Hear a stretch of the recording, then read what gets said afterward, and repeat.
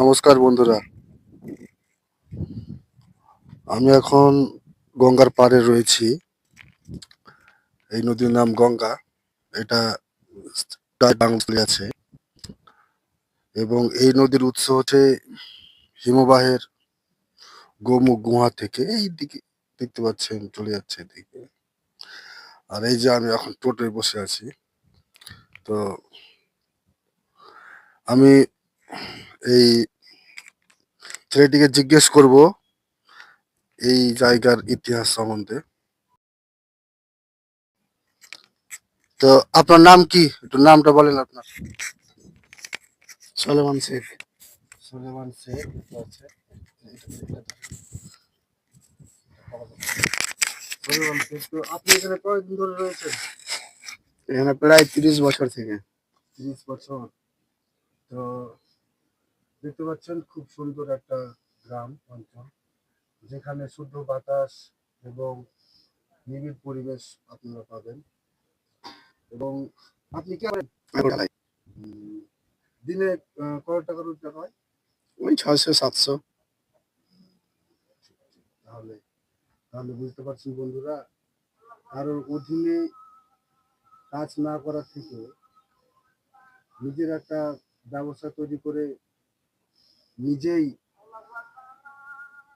Self dependent হয়ে যদি বাঁচা যায়, তাহলে অনেক সুখ পৃথিবীতে পায়, যেটা এই ছেলের কাছ থেকে আমরা শুনতে পাচ্ছি। তো যাই হোক, এখানে কয়েকদিন ধরে বসবাস করেন? এখানে 30-35 বছর থেকে। এই জায়গাটা আগে কেমন ছিল বলতে পারবেন? এতটুকু বলতে পারবো না। একটু সামনে রয়েছে বাজার ঘাট, সামনে পেয়ে যাবে। এই জায়গাটা অ্যাকচুয়ালি পিকনিক স্পট।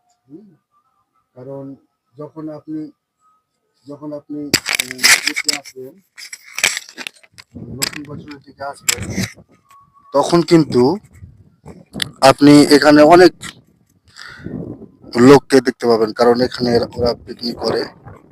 জায়গাটা বেশ ভালো। হুম, খুব শান্ত স্নিগ্ধ। এই যে দেখুন লোকগুলো, লোকগুলো মাছ মারার জন্য বড়শিতে কেঁচো করছে। খুব ভালো একটা পরিবেশ। আর এখন বর্ষার সিজন, তো জল নদীতে অনেক। এই যে দূরে দেখতে পাচ্ছেন আবছা ধরনের একটা ব্রিজ দেখতে পাওয়া যাচ্ছে, ওটা হচ্ছে ফারাক্কা ব্রিজ। এবং তার পাশে এই ভয়াবহ গঙ্গা নদী।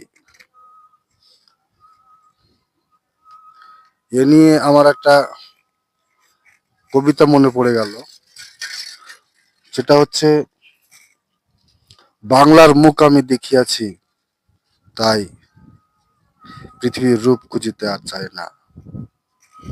কবি জসীমউদ্দিনের লেখা খুব ভালো একটা কবিতা। তো যাই হোক, এখান থেকেই এই ভিডিওটা সমাপ্ত করছি। ভালো থাকবেন।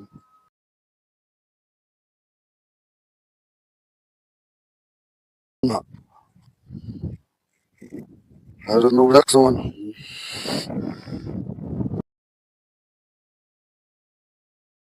আমি এখন গঙ্গার পাড়ে রয়েছি। এই নদীর নাম গঙ্গা।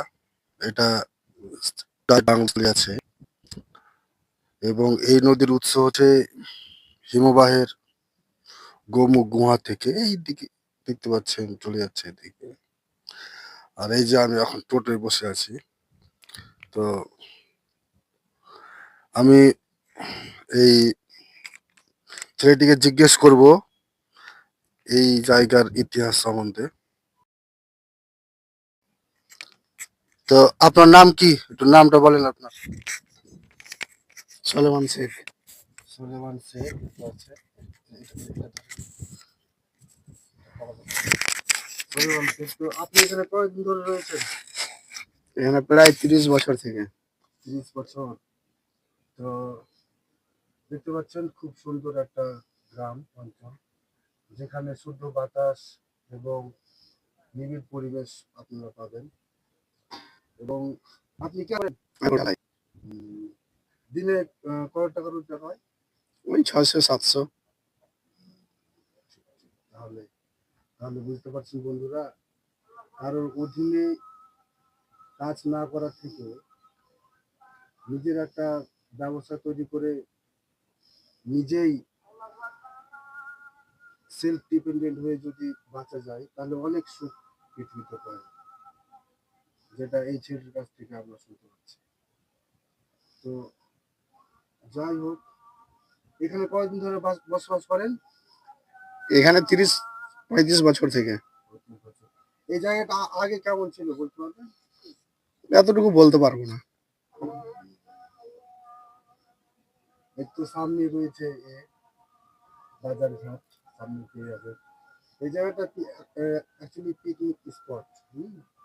কারণ যখন আপনি যখন আপনি ইয়েতে আসবেন, নতুন বছরের দিকে আসবেন, তখন কিন্তু আপনি এখানে অনেক লোককে দেখতে পাবেন, কারণ এখানে ওরা পিকনিক করে। জায়গাটা বেশ ভালো। হুম, খুব শান্ত স্নিগ্ধ। এই যে দেখুন লোকগুলো, এই যে দেখুন লোকগুলো মাছ মারার জন্য বড়শিতে কেঁচো ই করছে। খুব ভালো একটা পরিবেশ।